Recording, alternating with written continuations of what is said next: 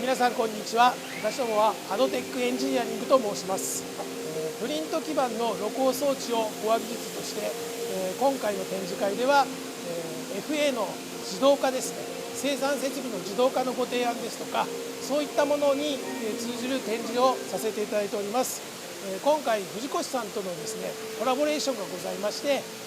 展示の実際のデモ機としては私の左側で動いておりますロボットがありますが、そちらにつきましてはちょっと藤越さんの方から簡単にご説明させていただきます。はい、株式会社藤越と申します。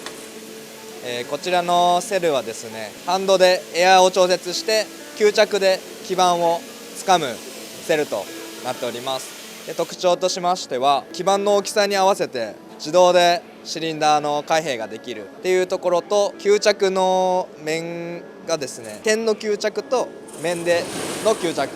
どっちもの吸着ができるんで、よりしっかりと基板を持つことができるというのが特徴ですね。ご興味があればぜひよろしくお願いします。よろしくお願いします。